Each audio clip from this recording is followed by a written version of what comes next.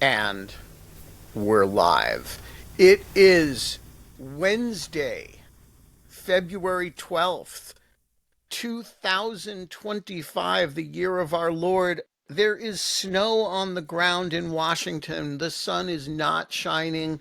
We are blanketed with a sheet of icy snowflakes. Uh,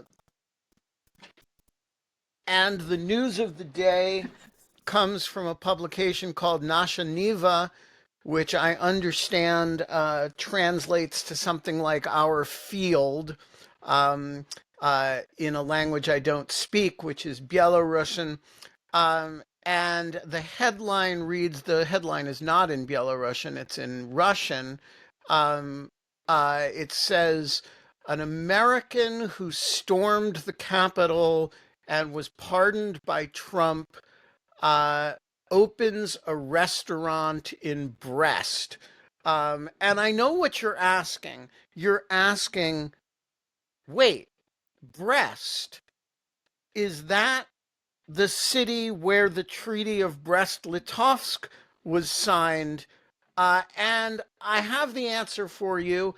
The answer is yes. As you can see here, um, wait, can you see here? Oh no, we gotta change, stop sharing and share my other screen, where the Treaty of Brest-Litovsk, which shows exactly where Brest-Litovsk is, and you will see it is in fact the same city. Here we go. Here's Brest, and if you type on map Brest-Litovsk, um, Belarus, you get the same map, you see, because it's the same place. So, what was the Treaty of Brest-Litovsk, you ask? And I know that's what you're asking. We would You're, never ask that because we know already. yeah, well, of course you do, and the cactus does, and of course, our guest, who is right now wondering what did she get herself into by being on this show, Oh, she no, knows. knows. But the Treaty of Brest-Litovsk is, of course, the treaty that that ends World War I for the newly formed Soviet Union, in which they give up, half of Eastern Europe. They eventually get it back because the German Reich falls apart, and that's the whole thing. But um, yeah. So the point is, a January 6th insurrectionist has moved, who's pardoned by Trump, has moved to Brest-Litovsk and opened a diner.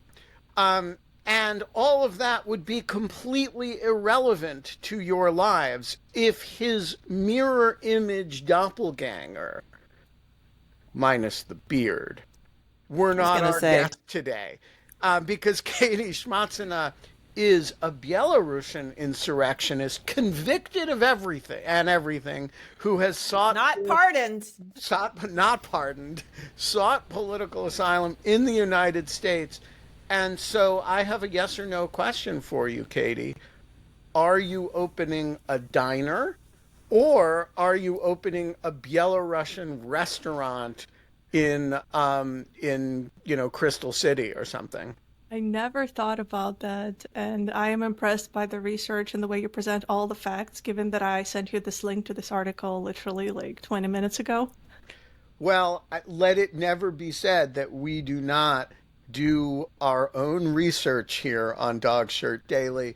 Look, folks, the sun is not shining. The birds are confused because of all the snow, but it's going to be a great goddamn day because, Cactus, We're watching Dog Shirt TV, an epic revolution in morning television. you are watching Dog Shirt TV. Here's the dog shirt. It is an effing revolution in morning television, and the evidence of that is, where else can you get reciprocal political asylum claims from the United States and Belarus by terrorist insurrectionists? Because Katie has now been convicted of terrorism, um, and um, and and their restaurateuring objectives in cities with historical treaties associated with them.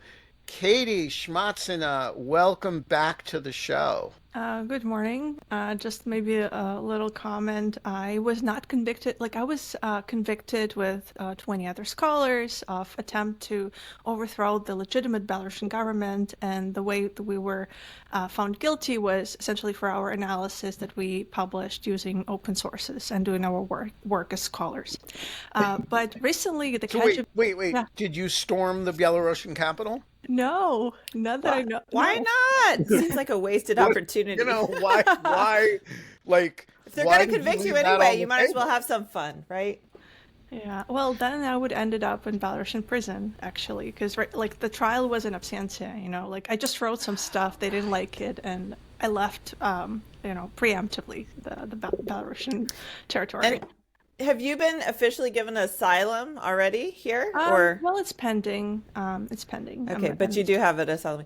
Good. Yeah. It sounds like I unfortunately I've had to look into asylum a little bit because I have some friends who are, their visas are, anyway, long story, but your case sounds very good given that you have personally been targeted by the government. Not just personally targeted. Convicted. Katie is convicted of basically the Belarusian equivalent of seditious conspiracy. And for those who want Katie's whole story, because we've done a whole show about that, she's been on the Lawfare podcast talking about it, and we are not going to spend, because actually Katie contains multitudes and she's much deeper than her, we're And her criminal past. yeah, we are not her fake criminal past. We do not believe that people are defined by the worst things they haven't done here on Doug. And so we are I'm going to share Katie's article in Lawfare about this, and you can look it up. And that's right. Her name is in Belarusian is Katerina, which is Katerina in or in Russian Ekaterina. You can look it up. There's a long podcast she and I did about this at the time. This was written before she was convicted, but after she was charged, which in Belarus kind of amount to the same thing. So, you can look it up. But we're actually going to talk about some other stuff today. Because I don't actually want Katie to be entirely defined by the fact that, she is a convicted insurrectionist. But, Although it's a super fun fact for one of those icebreaker things. Yeah, right. I mean, you win, Katie. Yeah. Have you ever been convicted of seditious conspiracy? That sort of thing. But look, I want to point out one thing about Katie that you don't know from the seditious conspiracy stuff, which is she has a Hello Kitty phone case, and so I have this to say about insurrection in Belarus. When the real Belarusian revolution happens, Hello Kitty is going to be there. So it's Dog Shirt TV and Cat Case TV. Well, I think Hello Kitty TV when Katie's on it. Although we might get into weird copyright problems using that. So what's on your mind today? I just want to maybe add a few more observations about the prosecution or the way the Belarusian regime is targeting people like me. Even though the trial was in the summer, they keep adding new dimensions to it, as in like the KGB literally updated the list of the people who are involved in terrorist activities, and then again, like they added me there a couple of months And ago. terrorist activities here is publishing think yeah, tank stuff yeah, with they the don't German Marshall specialize that. Fund. Yeah, exactly. Okay. But they Because try. I do think of the German Marshall Fund as a terrorist organization, but I understand that that's a controversial position. Yeah. Well, like that comes in handy when KGB tries to target people via Interpol, but I think at the moment I'm okay-ish while I'm in the US. Just to be clear, when you say the KGB, It's still I know called the KGB. a lot of people think that that's a kind of anachronistic reference. What is the security services of Belarus called today? The KGB. They just never bothered to Yeah. change it. Yeah. Yeah. Yeah, even the Russians changed it. Even the But- Russians changed it. They divided it into two agencies. You got your SVR, you got your FSB, but the Belarusians just hanging out in it's a kind proud of brand. old-time Yeah. Brezhnev era. Yeah, it's a Yeah. proud brand. It's the same building and the same prison underneath, and the techniques they use are pretty much the same. So when Katie says the KGB, not an anachronistic reference, she Not a mistake. means like, the organization that Belarusian Kash Patel runs. All right, sorry, I interrupted you. Yeah, and one more like recent news. I think I just want to say that even though like the whole like trial in absentia was like a couple of months ago, there are news coming up. Like the regime comes up with the new ways to create to remind of themselves. And as of recently, they've put our pictures again, like me and other scholars, in the police stations, claiming that we've escaped justice and that like we're wanted. But you're a fugitive now. Oh yeah. Do you have a picture of your wanted poster? Yeah, I was gonna say No, you gotta snag unfortunately. one of those. Can Yeah, anybody I would get? love to, but I don't like. Have you seen a photo of it? Like, has you seen it like in the press or anything? Maybe you could screenshot it. I just know. Well, it's kind of tricky, like to ask someone specifically go there and take a picture. Oh yeah, I get that. I'm just saying, like maybe if it was printed in the press or if the police have a website or something. Yeah, not there yet, but I hope They don't have a 10 most wanted list. Could be at some point. KGB 10. I mean, that would be like frameable material. Yeah, and you clearly seem very threatening. I would be terrified. I am terrified to know that you're out on the loose in my own country, probably just miles from my house. Right. Yeah. Jokes aside, people, there's lots of, Katie and I had brunch the other day and we were talking about this. There's lots of edge cases that are tricky about political asylum.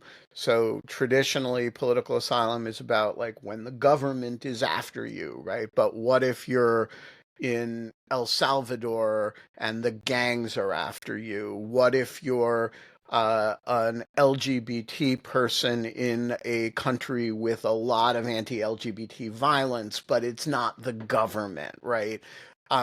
These are like hard edge questions about the parameters of asylum. The molten core of asylum, you are looking at her, right? This is when the government says, we're coming after you based on bullshit stuff for political reasons, and files a criminal case against you and convicts you in absentia. That's that's the molten core of what political asylum is. I feel like Katie might be your future, Ben. Where are you going to apply for asylum? Well, when cash comes for you. So I refuse to leave, and I believe that cash and the newfangled FBI, in all their difficulty, will not be able to begin to do to me what Lukashenko can easily do to Katie. And so I just bring it on. Hit me with your best shot, guys. And I am, I would come and bust you out. but if I ever had to seek political asylum, uh, definitely, from my point of view, one of the Nordic countries. And the reason is, you know, I like cold better than I like heat, and they've all been pretty good to me about projecting on Russian embassies, and so um, I just think it's a congenial. Also, we got um, Auntie and Minna in Finland. We just got a good thing going with the Nordic countries, so um, they don't seem to, So that's if I have to. But I hear there's restaurant opportunities in Brest, so maybe Belarus. It reminds me of the Netflix show about the mafia guy seeking asylum, or like not asylum, but just like fleeing from New York to Norway. So I have a question about your January 6th counterpart. What are the restauranting opportunities in Brest like? I mean, is he gonna do well there with an American style diner? Do the citizens of Belarus have a lot of disposable income to spend on American restaurants? What are the prospects for him here? How's he gonna do? Also, Brest is one of the major Belarusian cities. I would imagine he's doing okay-ish, and he looks exotic enough and attractive enough as an American who came to Belarus. Wow, an American is exotic somewhere. Yeah, That's right. Like, well, it's if we're talking about like some province-ish city, which is still large. So I would imagine he would stand out, and there's not much competition. And that being said, he doesn't have to, care about the standards or the quality too much. Like him How are being there. the diner scene in Brest Um, is not thriving like. yeah, I would imagine that. It's no not IHOP or Denny, Waffle House situation, nothing no, like that. no. I have a question. These Americans, he's not the only one, of course. Edward Snowden, there's various ones of them. I think that Tara Reid woman fled to Yeah. Russia as well. Anyway, there's a whole collection of Americans who have fled to Russia or Russian adjacent places. When they're there, like, how are they treated once they're there? Are they treated just like, you're on your own, or are they sort of like feted and like, the government kind of sees them as some kind of prize? How are they treated both by the government and authorities, and then also just by the community? Like, how would they be treated, do you think? It really depends how their burgers are. Yeah, I would also say that if you are a white man from the West, you would maybe be perceived like pretty, like in a really friendly, nice way, I would imagine. And also, like, this is definitely an asset or something to be proud of for the Belarusian regime that, oh, someone is fleeing, and we're happily welcoming these people in Belarus. I know some German far-right folks who also moved to Belarus to enjoy the nice forests and the swamps and whatnot, like the nature in Belarus, and being happy about that. It's And also, Lebensraum. yeah. Oh, yeah, exactly. And then I would also I mean, say that's that, literally the yeah, Lebensraum. yeah, Uh, sorry, bad joke. yeah, yeah. And I would also say that since 2020, hundreds of thousands of Belarusians fled the country. So I would say, like, whoever comes to live there, like, again, there's not so much competition, and I think they have the chance to seize the economic opportunities or start their business. So, give us a sense of Lukashenko's current position. He kind of flits between staunch Putin ally and he's the bridge, he's I don't know, the one you can do business with, to what's his posture now? So like he's using the same old recipe for capturing political prisoners, bargaining with the West, and there has been release of some prisoners recently. To my knowledge, this was due to informal negotiations with some Western politicians. Any of them your co-defendants? No, like my co-defendants are all safe outside the country, luckily, but some prisoners Oh, were right. captured before. Hence the fugitive Yeah, pictures. right. And then I would say like now he's aspiring to get a seat at the table at the Ukraine peace talks and maybe somehow like benefit from Trump presidency and strengthen his, political positions. Like there has been some studies by Institute of Study of War projections how Russia is trying to encroach on Belarusian territory or like take control of Belarus even more. I don't think that he makes any foreign policy decisions on his own without notifying Moscow or getting some instructions from Moscow. Let's put it that way. He's definitely eager to benefit from the potential peace talks.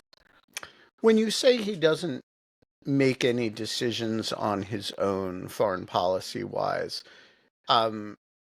how much autonomy does he have? I mean, he's on the one hand, he's a real satellite of Putin's. On the other hand, he is the local warlord who runs. I mean, should we think of him as basically Kadyrov, only with sovereignty? Like, how much of a capture of Putin is he? Is Belarus like from a sovereign perspective even a real country at this point, or is it just an administrative district of the Russian Federation that has a UN seat? No, I was going to say we still have the UN seat. And maybe from some strategic perspective, for Putin, it doesn't make sense to annex Belarus altogether. It's better to have this quasi-state somewhere at the NATO eastern flank.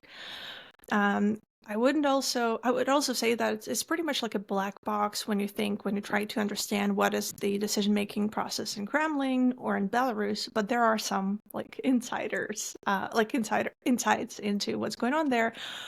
I don't think that at this point Lukashenko can make significant foreign policy choices without agreeing with Moscow. But he has the freedom to oppress the local population, like his own people, as much as he likes. He also cleaned up the civil society. I mean, that's how he called it, and reported at some meetings with. Just what Elon's doing here, right? Yeah. Yeah. Cleaned up the civil society from the hostile elements, and he brought this up at some high-level meaning that he got rid of a whole lot of people like you. Yeah, exactly. And that also benefits Moscow because, as you can imagine, those people like me, we're not big fans of Putin's appetites. Lukashenko is running, I would say, like the economy, given that the more than 50% of the economy is state-owned enterprises. And even some private enterprises, some major industries are affiliated with Lukashenko's family and his associates. And it's pretty much like the mafia type of network. And essentially, if you want to run major business, once you start making real money, you have to have your KGB guy whom you're going to pay, and then you have to give some of the revenues to the Lukashenko family. Otherwise, you will go to prison until we'll stay there until you decide to give up most of the stuff that you have. So is Insurrectionist Cowboys with his diner, is he going to have to give some of his profits to the government, or is the government, since he's kind of a token, trophy, are they going to kind of let him give him a nice life there? I don't think he's making that much money yet. So, yeah. So, speaking of democratic decay, um, you kind of fled Hiroshima for Nagasaki. I mean, you left Belarus and Yeah. came here. Um, how are you feeling about that choice relative to, you could have gone to Iceland, Canada, you could have gone to Canada. which How, will soon be part of the U.S. So maybe Yeah. Canada's not the best choice. I was gonna you say know, Germany, but you, then yeah, not a good yeah. timing. So, like, what were you feeling good about your choice? Well, I mean, I think it's too late to ponder on that because the choice has been made. I came here when Biden was president, okay? Let's put it that way. Yeah, so like roll back the clock a little bit. Let's play it out. It's same thing, same story happens to you, only you flee now. Where do you where do you aspire to end up if everything happens except, you know, Trump is president and Uh, he's ripping down USAID and destroying Holly's emotional well-being. Um, uh, you know, do you still get on a plane and say Washington? That's where I want to be, or do you like go to Norway like the mob guy? well, like just to be clear, I came to DC because I got into PhD program, and then I like took academic leave. But like the moment I decided to come to the US, that was due to PhD program. Right, but there are Yeah, PhD programs all right, over the world. You could go to South Korea for a PhD right. program. Would you come here under these circumstances? Well, I would have probably chose Lithuania, which is, I think, a hidden gem in the Baltic. It's very modern and friendly to sympathetic to the Belarusian cause. And this is the place where major Belarusian civil political initiatives are based in exile, in Lithuania and in Poland. And I think that there you don't have to explain yourself, like where you come from, where you're fleeing, What Belarus is? right? How often do you have to answer that question? Mm, I think now I live in a bubble and people know, but But not like in a when you, diner. yeah, when you leave the bubble and people see your name and they ask you, "Are you Polish?" and you say, "No, I'm Belarusian." How often do they say, uh, "What's What is a Belarus?" Belarus? Yeah. Yeah. Every now and then, but like it doesn't bother me. What bothers me or something I learned is that maybe I have to be aware like of my accent or not to bring like essentially when I run into people who explicitly support MAGA and like some of those people ask me like, oh, I assume you're legally in this country as soon as they hear my accent. And that happened to me when I was walking my friend's dog and ran into their neighbor. And this is pretty much like the second question they asked me when they spotted my accent. So they're like, okay, I have to be more, just to be aware of. I thought they didn't care about white immigrants, but hey, Yeah, I'm learning yeah, that they do yeah, actually. yeah. So, what are the other big misconceptions about like problems that you run into? Things when you're uh, Belarusian in the United States. What are the other prejudices that you run into? I would say that's pretty much it, or like that's something that bothers me most because in the current political climate, that's what bothers me most. And like I have to think twice, like, okay, what kind of documents I want to carry with me at all time? Not that I could be like profile. I don't know. Just like I have to think about it. What about like and I've asked Ukrainian friends this as well. So obviously in the DC area, there's all kinds of international types and a huge international community. What's the relationships like between like Ukrainians, Russians, Belarusians here in DC? Are there sort of tensions here in Washington between those people or? Like first, I'm an introvert, so I wouldn't say that I take part much in the activities of diasporas. And honestly, I've been a little bit like maybe tired or too cautious. I've been too much involved in diasporas because I know that the infiltration is a real thing. And I had, like over 10 years of experience working with political groups, like with the opposition. And there were times when I knew explicitly that someone I worked with, among like the outspoken political activists, they would directly leak the information on me to KGB and like overall the activities. So I'm trying to keep this balance of like socializing with people, but not to get like too involved or like if I just keep this in the back of my mind. The opposition is fractured. Um, and I think like the Russian opposition is fractured as well, and the Belarusian ones. And in certain diaspora groups, they don't like each other so badly. Sometimes, let's say, like they have to organize two similar events on the same topic in the same city. Just not to meet each other. So that's just something else to keep in mind. And I'm not trying to say something bad about them. This is just like an observation. And I think like the issue of like mistrust is also like when you care much about security, I think precautions, it has its impact. Um, with the Russian invasion, the relations or the attitude of Ukrainians has really been, in many cases, like hostile to the Belarusians, which also makes me wonder, is there a Russian maybe interference in this, in the sense of like maybe like manipulation to shift the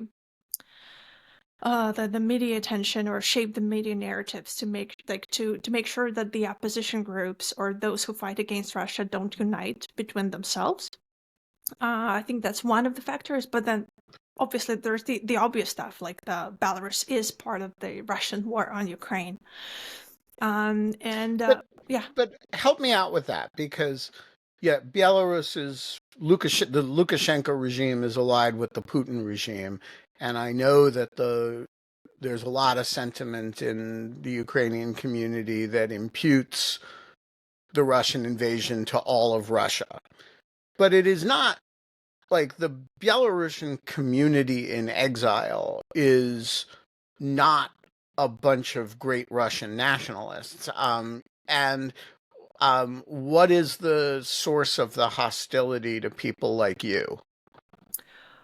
Um, like the same thing that we are to blame, and sometimes it comes from an like, and like we're like I was, for instance, accused of like, oh, this is your fault, like the Belarusians in exile, you fled instead of fighting Lukashenko or trying to stop Russian tanks in Belarus.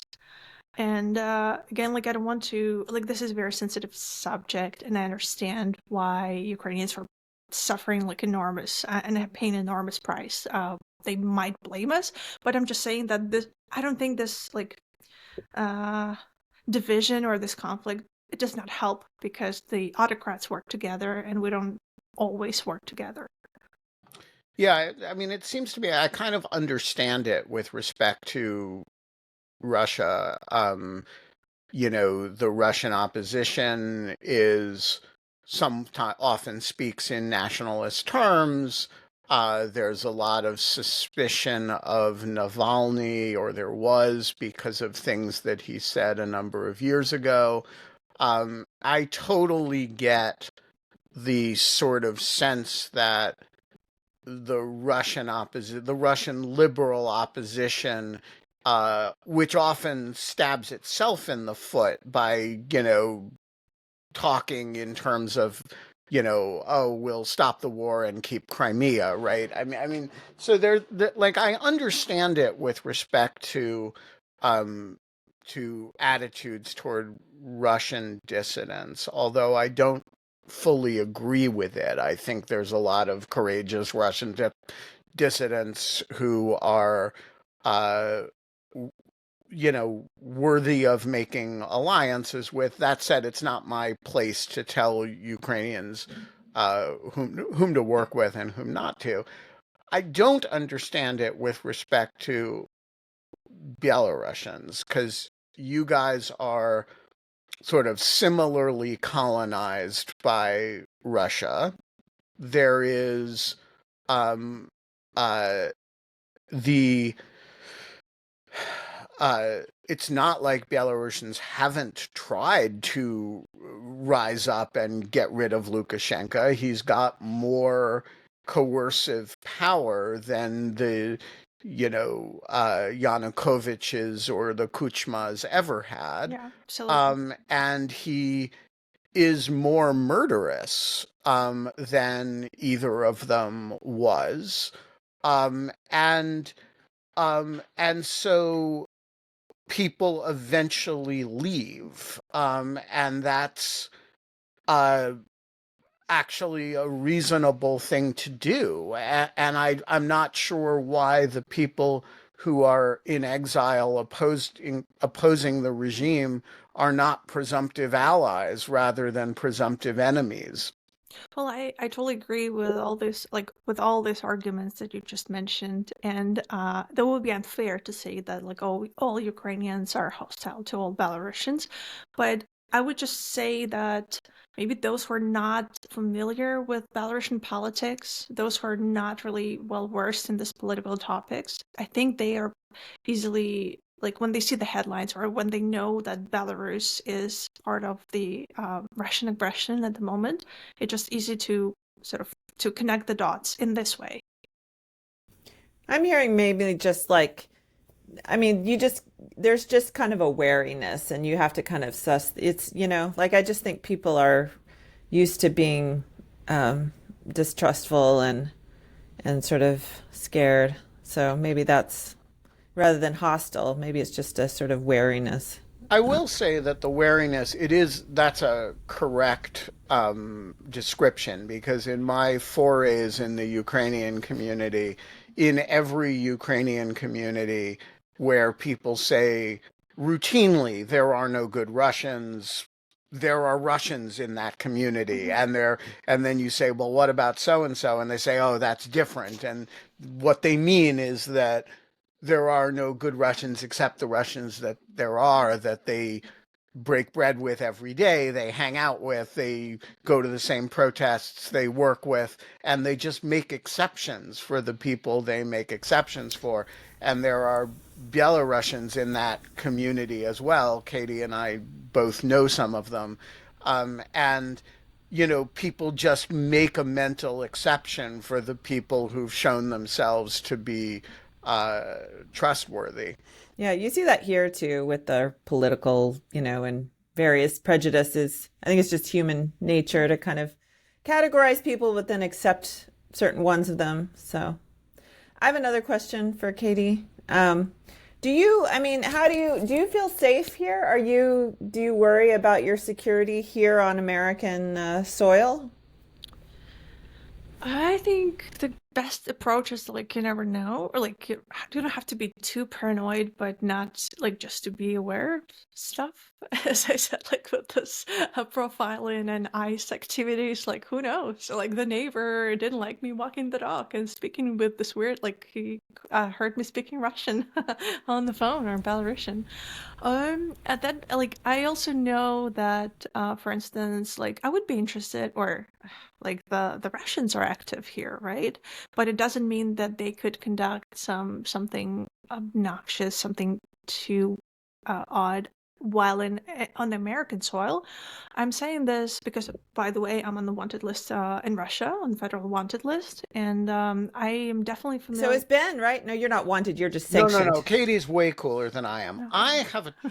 I'm banned from traveling to Russia. Oh, okay. Katie's on the wanted She's list. welcome to travel. She has a warrant out on her. She's way cooler than I am. I'm welcome to travel apparently, like Yeah. one-way ticket. Yeah, and so like, as I lived and worked in Europe, I definitely spotted some surveillance, and at some points I had to turn to counterintelligence of those countries. And then also, like I'm sort of like I know what to or like the basic rules, let's say, and I would say that like once you're in Lithuania, Poland, you're safe-ish, in a sense, like by, or at least you know that the governments and the counterintelligence services there, they would take seriously your claims. If a dissident is somewhere in France, I'm not sure about Germany. Like, I'm just or somewhere in Italy, like no one would really care. Or like, I don't think if you show up to the police stations, like, oh, I'm being tracked by Russians, I don't think they would take it that as much seriously as the Lithuanians would do. So this is something to keep in mind when you're like, traveling, working, especially if you work with something sensitive. Yeah, I mean, I'm just aware. I'm not paranoid, but I just know basic rules. Let's put it that way. Yeah. So just to be clear, there are several types of people who say they think spies are following them, right? The first are paranoids. Yeah. No, and that's the vast majority because, the second is people who've, committed crimes and are constantly looking over their shoulders because they actually anticipate surveillance over something that they've actually done, but it's still mostly in their heads. The third, which is by far the smallest, is people who actually have spies following them. And Katie is solidly in that category. And, I you felt know, Because I know, Yeah. I mean, so you see where I used to work. So it's a very aggressive service. yes. And I don't mean to make you paranoid, but I don't know if you like all the anomalous health incidents, the sort of targeting of possible mainly. We don't know who did it. We don't know. It's all a mystery. But the targeted microwaves or whatever it is that they're using to attack U.S. Personnel or I don't know if that sort of story has had gave you any concerns, or if you had any read on like on Havana syndrome, or what's that? the Havana syndrome, or Yeah, that's it. yeah. So I felt like I was doubting myself, let's say, before the official charges came up. Let's put it that way. And I imagine how it felt like when I would tell people who knew me, it's like, oh, I know that the two governments are after me. Like, there are signs. They'd And, be like, Katie, you gotta self-care. You need to yeah, be thinking about, whether this is all in your head, right? And then they announce charges Yeah, against you. right. I will say one thing that is generally true about the Russian intelligence service is that they don't conduct lethal operations on U.S. soil. There's no recent examples of, things like the poisonings in the UK or shooting a Chechen dead in Berlin and then trading a journalist for the killer after he's sentenced to life imprisonment. There's an aggressiveness of their activities in Europe, particularly, interestingly, Europe, that they don't show in the United States. Yeah. Well, I saw the Americans though, and there was a very high body count on that show. True. Maybe that's why the murder rate was so high here in DC in the 80s. That's right. It was nothing to do with the crack epidemic. It was everything to do with two really hot actors taken out with really bad Russian accents. I want to point out, like, neither of them sounded like a Russian when they spoke Russian. No problem. They were taking everybody out. And I want to say the real case that is based on, which is called the Illegals case, was run by frequent Dogshirt TV appearance guest Pete Strzok, who was then a young counterintelligence agent for the FBI. So I think, Katie's chance of this is really morbid, of being gunned down in the streets of Washington or poisoned. I wasn't thinking like gunned down. I'm more harassment. Novichok or is pretty minimal. here. Yeah, I was thinking more just, again, more harassment level They or would like, never do that shit under President Trump. That's why. yeah. And then, I don't know, Ben, I don't mean to take over your show, but I Oh, was just yes, you going do, and that's why you're a co-host. to. Yeah, Katie, I just wonder what, as you're looking at what's going on in American politics, like, what are you thinking? Like, how are you seeing what's going on, and how are you sort of interpreting it? Should we be alarmed, or is it not as bad as we think? I was looking through the headlines of Belarusian media and today before the show, and I saw some interesting, like the title, like the headlines that catch my attention, like, oh, President Trump kicked out the Associated Press journalist out of the press room, and it's like, oh, that sounds, like the early days of Lukashenko. When no one took him seriously, he was just this charismatic guy with outbursts of, I don't know, like anger or something, and like a strong, charismatic leader. And I want to share one more observation, like about the Belarusian public intellectuals, opposition activists. Obviously, like not all of them support MAGA or sympathize with the strong, charismatic leader.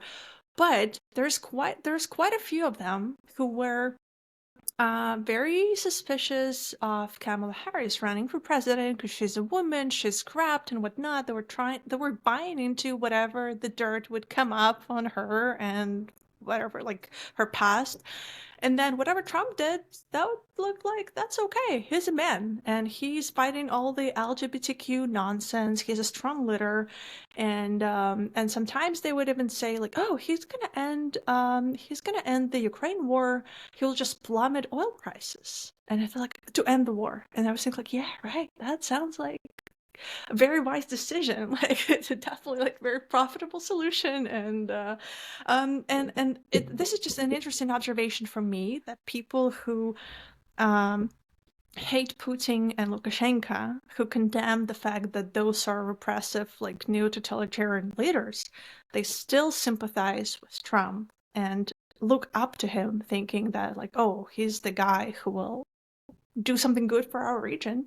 And again, like they sympathize with his conservative values, and that he stands up for like religious values, or I don't even know what is attractive for them there.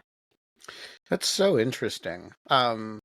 So I would be a bad host and bad friend if I did not give you the chance to talk about some of your current work, particularly your YouTube channel with your mysterious friend Darth. Who is Darth and what do you guys do together? I mean, Darth is so Darth Putin KGB is a Twitter account for those who are interested in Russian, who follow the And Blue Sky. Yeah, right, and Blue Sky. Well, he still maintains, presence on Twitter to smack trolls, as he says, and so Darth is the co-host of the podcast that we have together, which is called In the Bunker. You can find us on Apple, Spotify, and YouTube, and we talk a lot about Russian politics, the Ukraine war. Among our guests, we have ex-CIA officers and former president of Estonia, generals, and so I would, definitely recommend to check it out and join the conversation. And what is it called? In the Bunker with Darth. And for those who are not familiar with the Darth Putin KGB, it is a anonymous account whose I correspond with Darth frequently. I have no idea who he is. He is it is a Putin spoof account that uses a fascinating combination of humor and mockery and actual geopolitical analysis to make fun of Putin and also to provide real analysis, often couched as fake analysis. Putin saying something, meaning Darth is saying the opposite of what Putin is saying. Or you have to kind of get the vibe of it.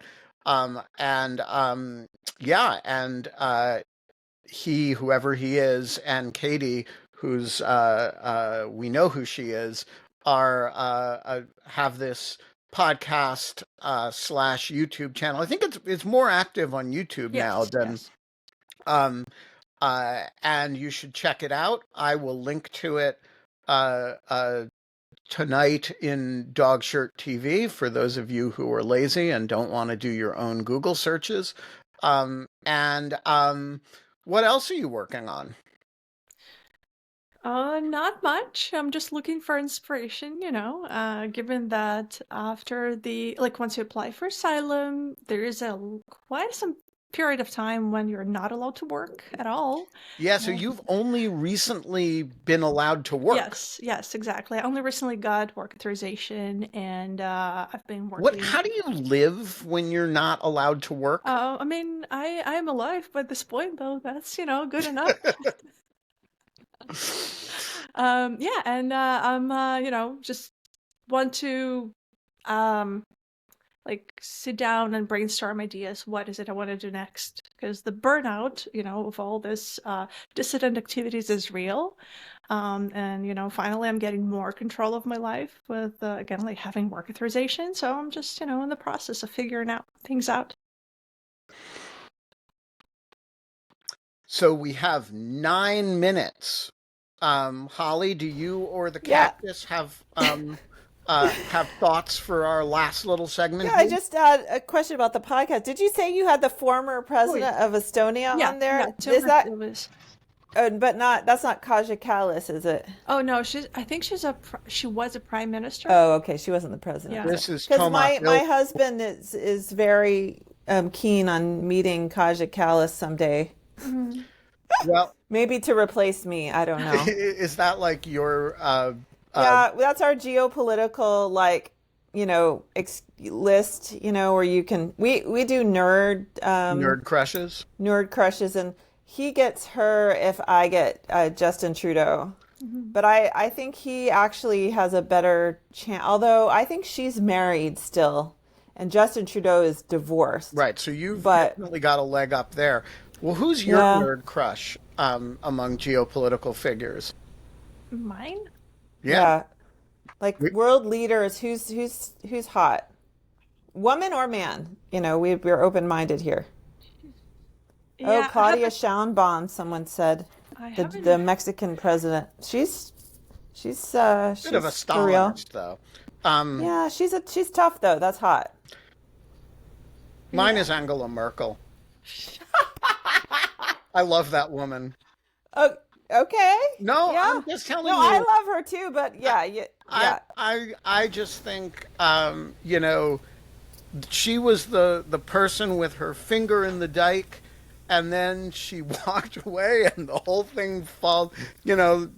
No, she's my. I like her karate chop. When was it Bush who came up behind her and massaged her neck, and she was like, yeah. And I was like, yeah, that woman can take care of herself. No, I like Angela Merkel. Yeah. Yeah. So I cannot think of a politician and a particular person, but I think that would be a relatively young NATO general, who's smart and very assertive. So but fictional. Also, yeah. Maybe you should do AI and create him. Making up an AI generated, guy in Tallinn. Right. Maybe that should be your third co-host on your podcast. Is you make up a hot NATO general, and then comes on, and you could, I don't know, these days you could probably have a real relationship with an AI. I don't know. All right, we folks are going to leave it there. I want to say a quick word about my new project, because I've decided that with all of the terrible things happening to organizations that are federally funded, to organizations that are collaterally federally funded, to organizations that just are suffering under the current vibes. We got to kind of come together as a community and give money to organizations that we want to see survive. I wrote a little piece about this last night. I've identified over the last 2 days 2 organizations that I think people should support. One of them is some of my Ukrainian friends put together a little protest group. They're trying to raise a small amount of money to support a series of theatrical protests in New York and DC. The other one, yesterday's guest, Lauren Buida's organization, Girl Security, which I'm not going to talk about right now because we did a whole show about it yesterday, but go watch the show from yesterday. This is an organization that is, teaching at-risk communities, girls and gender minorities, about national security issues, about local security issues, preparing them for the workforce. It's an incredible organization. It gets no federal funding, and it's nonetheless being devastated by the current anti-DEI environment. And so we are going to try to identify groups that you should be supporting, and to highlight those groups on the newsletter. I'll sometimes talk about them on the show. And I want nominations. I want organizations that you've had involvement with, that you know, not the organizations that we're all aware of, but organizations that are doing particular work in particular communities that you care about. Send them my way, mention them in the Dog Shirt Daily chat or in comments on the posts, and not on YouTube comments, because we don't read those except when EJ Wittes has a momentary lapse of reason. But in the posts on the comments on the post, we will do a certain amount of vetting. I will sometimes have people from these organizations on the show to talk about them, like we did yesterday with Lauren. And we're going to try to get, we have 14,000 people who are subscribed to Dog Shirt Daily. If everybody were to mentally say, I'm going to spend $1 a week, $1 a day on this, or $10 a week, or, I'll give away $200 a month or something. Just have a mental number and a time frame, and we will suggest organizations that need your support. I will, of course, never do a self-interested one without telling you. I may slip in, hey, you should support Lawfare, because you should, but I'll always tell you. I hear everybody's reading it again. I hear Ezra Klein is reading it again. Laura, Donna, we have about a minute and a half. Right. Go. You often solicit our opinion and ask us to put suggestions on Dog Shirt Daily. Do you truly want us to put them anywhere, under any comment, under any post, or is there... Yeah, I read 100% of the comments on Dog Shirt Daily.